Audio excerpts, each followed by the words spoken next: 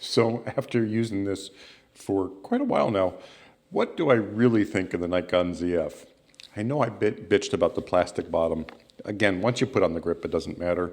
I hate plastic lenses. I'm just not gonna, like, somebody called me nitpicky because I didn't like the plastic lenses.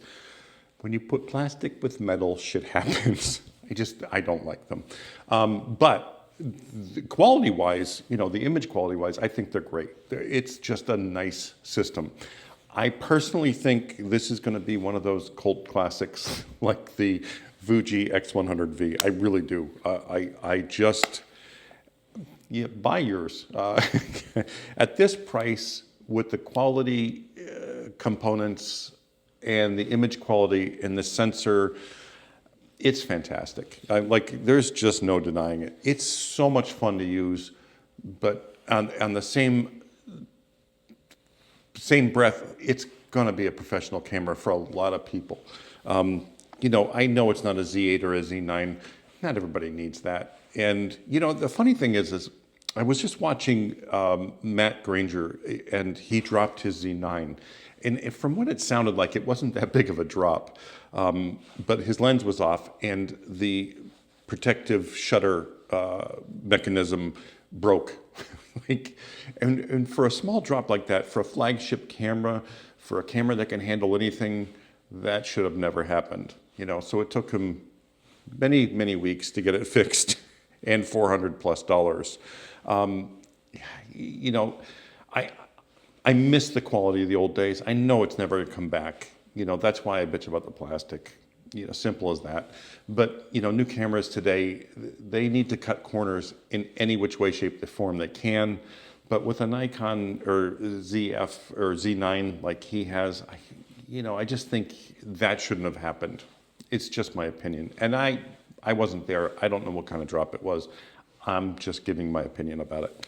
But as far as this camera is concerned, it is a joy to use. It's fun to play with. I always said, when I have my Leica M11, it's always in my hand, and it really is still today.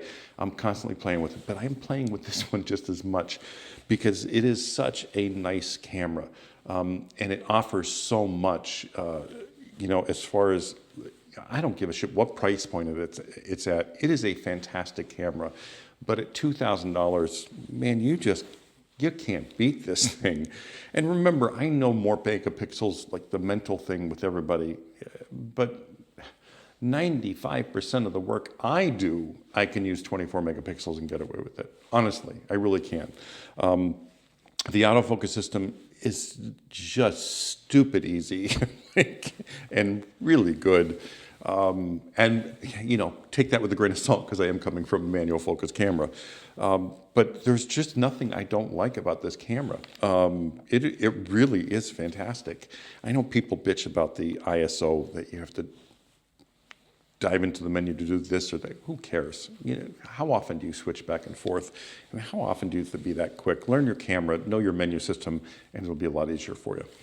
Anyway, so yeah, I just wanted to give you a follow-up on this because, I'm not going to pixel peep or show you images on this video or anything like that. I just wanted to tell you that it's just a no-brainer. It really is. And I really see this becoming a cult classic. I do, because of just what it is. And, the colors and stuff like that, we think, oh, well, it's, kind of amateurish and bullshit. It's like, I would recommend this for professional use without question. If you take care of it, you have the Z9 that took a small drop and cost him $400 and 4 or 5 weeks to get fixed.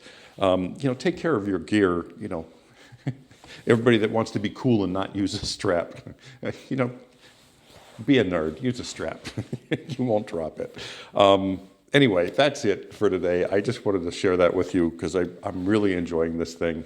I do keep this thing closed. I don't, I get that people like this flip screen to film themselves and stuff like that. But for me, I'll just keep it closed or, flip it around and look at it this way. I do shoot a lot like this, looking at the back of the screen. I think it's easy. And for those of you who think it's not professional, those of you who have had a camera for a year and think you're the Ultimate Pro.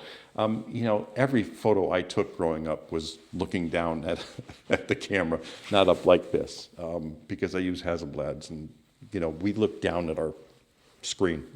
You know, we were professionals, believe it or not.